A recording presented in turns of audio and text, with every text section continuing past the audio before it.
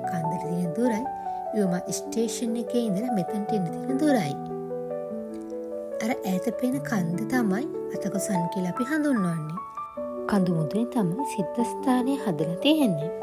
මේ ගල් කුණු වල රූප සටහන් එක තියෙන්නේ එයාලගේ සිද්ධාස්ථානයේ තියෙන සුවිශේෂී අවස්ථා.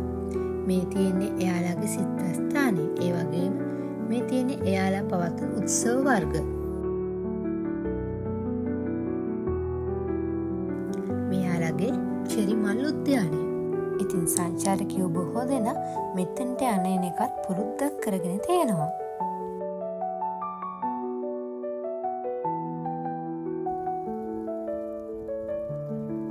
එහෙනම් දැන් අපි ගමන යන්න පටන් ගමු.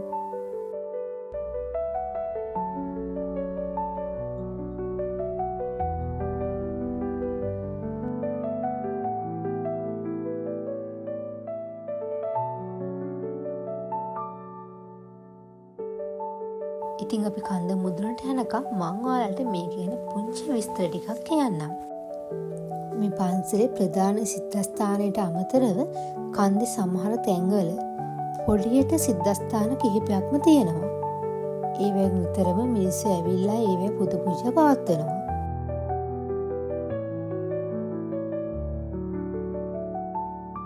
ජපානයේ ඓතිහාසික වටිනාකමක් තියෙන සිද්ධාස්ථාන කිහිපයක් තමයි අතකො සිද්ධාස්ථාන කියලා හඳුන්වන්නේ.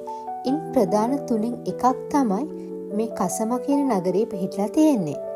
මේ කන්ද පිහිටලා තියෙන්නේ මුහුදු මට්ටමේ සිට මීටර 306ක් පමණ ඉහළින්. අතකොසන් වලට ප්‍රධාන මාර්ග දෙකක් තියෙනවා. ඉන් එකක් තමයි ස්ටේෂන් එකෙන් බැහැලා එන අයට පහසුම මාර්ගයක් වන අපි මේ ගමන් කරන මාර්ගය. ජපන් ජාතිකයෝ විශ්වාස කරන විදිහට අතගො සිද්ධාස්ථානය තුළ පස් මහා දෙවිවරු තැන්පත් කරලා තියෙනවා. ඉන් කිහිපයක් වන ජල දෙවියා, ගිනි දෙවියා, භූමි දෙවියා සහ ඔවුන්ගේ මව් දෙවියන් තැන්පත් කරලා තියෙනවා. ඒ වගේම මෙහි ප්‍රධානම විශ්වාසය වන්නේ ගිනි දෙවියාගෙන් ආරක්ෂා වීම සඳහා තමයි එයාලා මේකට පුද පූජා පවත්වන්නේ. අනික එයාලගේ විශ්වාසයක් තියෙනවා. එයාලට තියෙන කරදර, ගමේ ශාස්ත්‍රීයත්වය හැම දෙයකටම පුද පූජා පැවැත්වීම මගින් සෞභාග්‍ය උදා කරගන්න පුළුවන් කියලා. මධ්‍යකාලීනව අතගෝ සන් ලෙස හඳුන්වන මෙම කන්ද අතීතයේ ෆුවානා යමා ලෙස තමයි හඳුන්වලා තියෙන්නේ.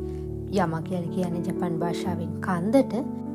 ඉතින් අතගො සිද්ධාස්ථානය මෙම කන්දේ පිහිටුවීම නිසාවෙන් මෙය අතගො සන් ලෙස හඳුන්වන්නට ඇති බව විශ්වාස කරනවා. මේක ගොඩක් සංචාරකයන්ගේ නැරඹුම් ස්ථානයක්. මල් පිපෙන කාලෙට පාර දෙපැත්ත හරිම ලස්සනයි. වසන්ත සමය ආරම්භයත් සමගම තමයි මේ කන්දේ මල් පිපෙන්න පටන් ගන්නෙ. ඍතු හතරෙදිම වෙනස් ආකාරවලින් මේ කන්ද දැක බලා ගන්න පුළුවන්. ඉතින් වසන්ත සමයේදී චෙරි මල් වර්ග 20කටත් වඩා වැඩි ප්‍රමාණයක් මේ කන්දේ බලා ගන්න පුළුවන් කියලා තමයි කියන්නේ. ප්‍රධාන උද්‍යානයේ වගේම පාර දෙපැත්තේ චෙරි මල් වගා කරලා තියෙනවා. නරඹන්නන්ගේ පහසුව සඳහා ප්‍රධාන රථගාලට අමතරව තවත් රථගාල කිහිපයක්ම කන්දට යන අතරමඟ තියෙනවා. ඒවත් සකුරා ගස් වලින් පිරීලා තමයි තියෙන්නේ. ජපන් ජාතිකයෝ මේ සිද්ධාස්ථානයයි චෙරි මල් උද්‍යානයයි සම්බන්ධ කරලා මෙන්න මෙහෙම කියනවා. සකුරාතෝ තෙන්ගු හිනෝමකි ඕ මත්සුරි. ඒ කියන්නේ චෙරි මල් තෙන්ගු සහ ගිනි දෙවියාට නමස්කාරය කරයි කියලා. ඉතින් මම ඔයාලට කලින් කිව්වා වගේ මේ අතගො සිද්ධාස්ථානය ගොඩක් ප්‍රසිද්ධ වෙන්නේ ගින්නෙන් ආරක්ෂා කරන දෙවියෝ වැඩ ඉන්න සිද්ධාස්ථානයක් විදිහට. වර්ෂ 806 දී පමණ මෙම සිද්ධාස්ථානය පිහිටුවා කියලා තමයි ඉතිහාසයේ සඳහන් වෙන්නේ. මේ සිද්ධාස්ථානය මූලික කරගෙන උත්සව වර්ග කිහිපයක්ම පවත්වනවා. ඉන් ප්‍රධාන උත්සවයක් වන වාර්ෂික උත්සවය පවත්වන්නේ ජනවාරි 24 වෙනිදා.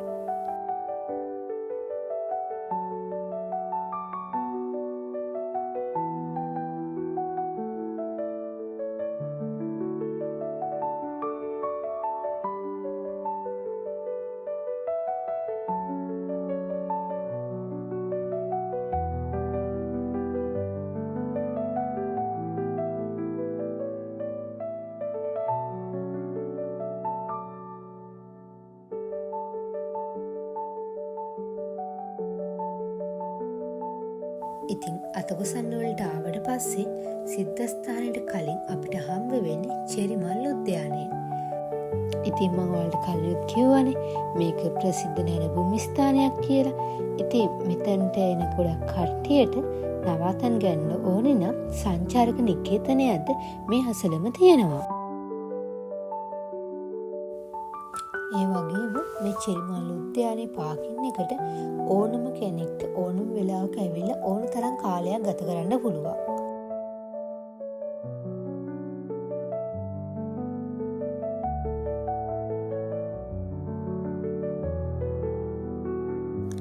ඉතින් මේ තියෙන්නේ චෙරිමල් උද්‍යානය. මේක ටිකින් ටික ප්‍රතිනිර්මාණය කරන ගමන් තමයි තියෙන්නේ.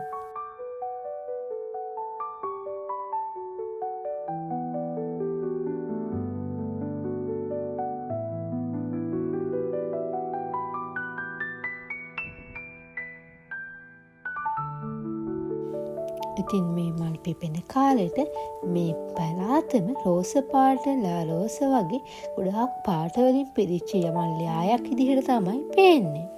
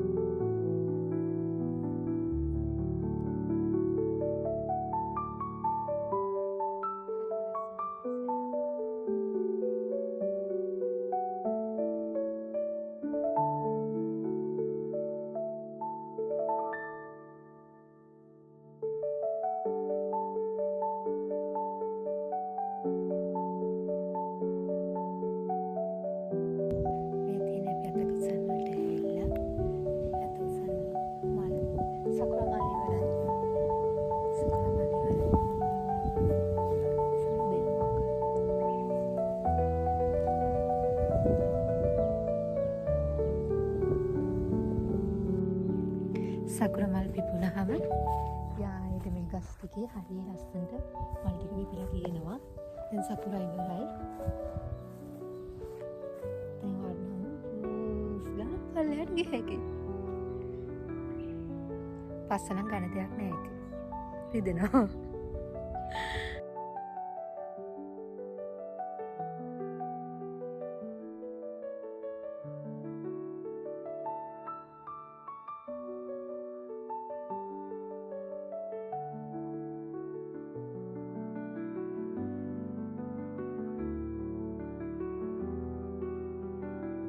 අර ඇතින් පේන්නේ කන්දාවට තියෙන ගම්මානේ.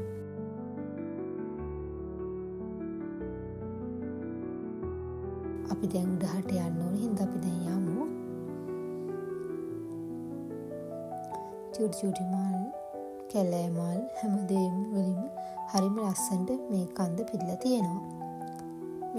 මේ අරත් එනවා ඇවිදින්න ඉතින්.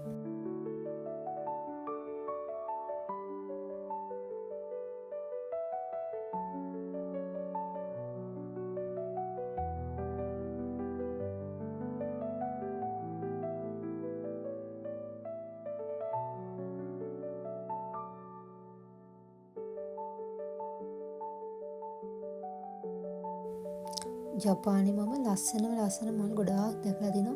කැලෑ මල් වුණත් යායට පිරිලා හරි ලස්සනට පිපිලා තියෙනවා. හරිම ලස්සනයි.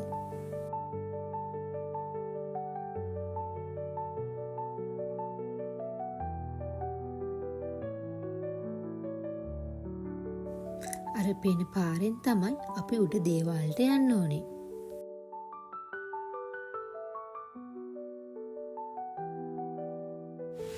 අටගො සිද්ධස්ථානයට ඇතුල් වෙන ප්‍රධාන දොරටුව තමයි මෙතනින් පටන් ගන්නෙ. මෙතන ඉඳලා අපි ටික දුරක් ගියාට පස්සේ තමයි අපිට ප්‍රධාන දේවාලය හම්බ වෙන්නේ.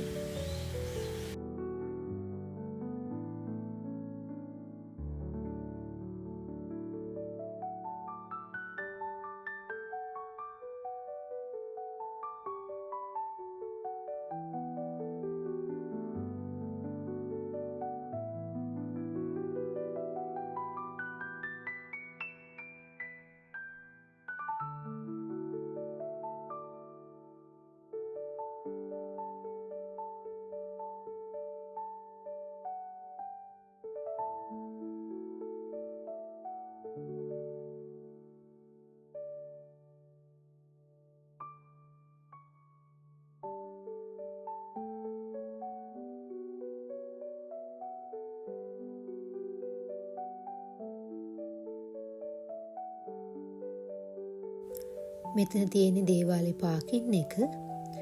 මෙතනත් ලස්සන මල් වර්ග කිහිපයක්ම තියෙනවා.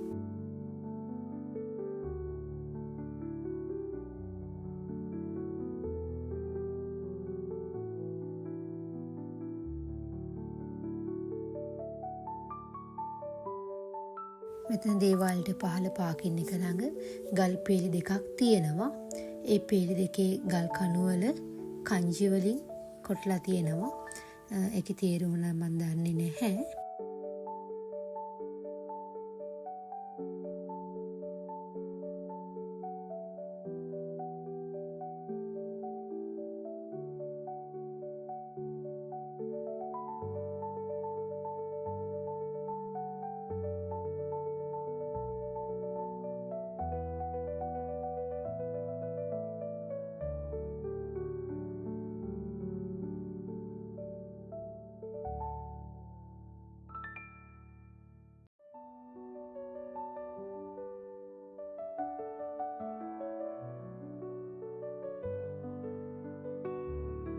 අපි දැන් උඩහට ගිහින් බලමු.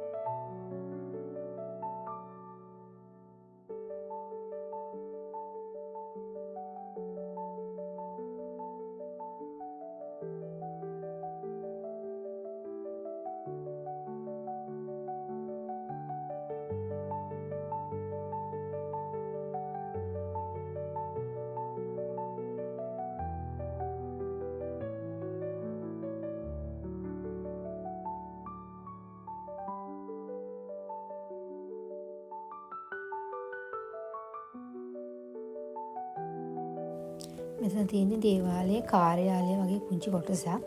මෙතන අපිට මිලදී ගන්න පුළුවන් පුංචි කේටයක් වගේ යාළගේ සංස්කෘතික විදියට හදපු කේටයක් කිහිපයක් තියෙනවා. ඒ වගේම තොරතුරු පත්‍රිකාව, සිතියම, මේ පන්සලේ විස්තර අපිට මොන හදියක් දැනගන්න ඕන නම් යාළගෙන් අහලා දැනගන්න පුළුවන් විදිහට එතන පුද්ගලයෝ දෙතුන් දෙනෙක් ඉන්නවා.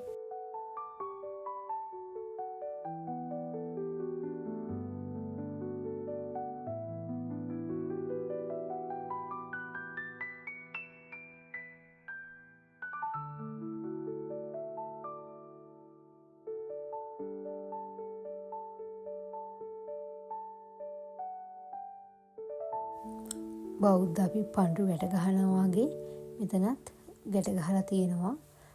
ඒ ගැට ගහලා තියෙන ඇතුලේ තියෙන්නේ නම් මොනවද කියන දන්නේ නැහැ මම.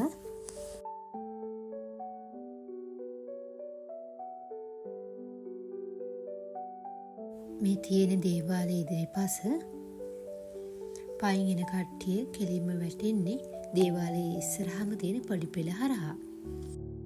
මේ තමයි පයින් එන කට්ටියට එන්න තියෙන පහසුම ක්‍රමය. මේක කන්ද ඇතුලෙන් එන්න තියෙන පාරක්.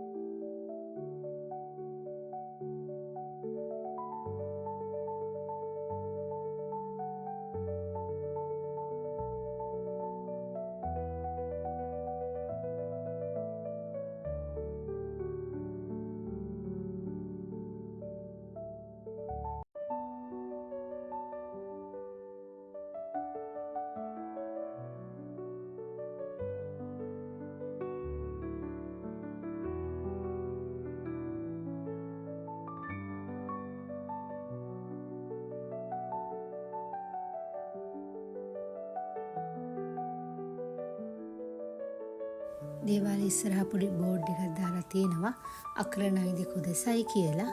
ඒකෙන් අදහස් කරන්නේ එතන ඇරලා ඇතුළට එන්න එපා කියන එක. මේ දේවාලේ ඉදිරිපස එල්ලලා තියෙන වෙස්මුණ ටිංගු වෙස්මුණක්. ඒක තරමක් විශාල වන අතර ඒක කිසියම් පුද්ගලයෙක් විසින් මේ දේවාලයට පූජා කරපු එකක් කියලා තමයි සඳහන් වෙන්නේ.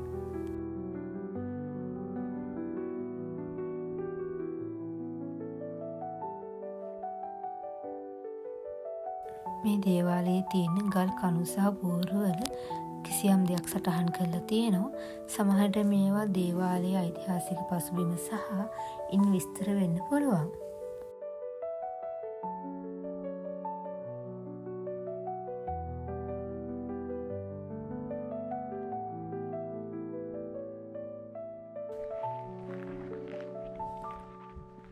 දේවාල පිටිපස්සට වෙන්න ඉහළින් තවත් පුංචි දේවාලයක් හදලා තියෙනවා.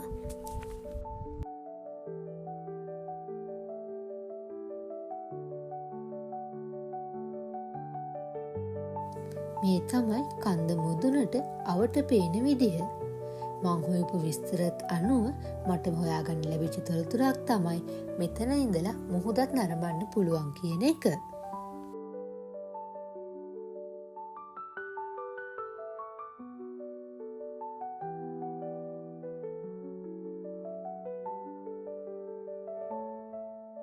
ඉතින් අපි දැන් ආපහු යන්නයි හදන්නේ.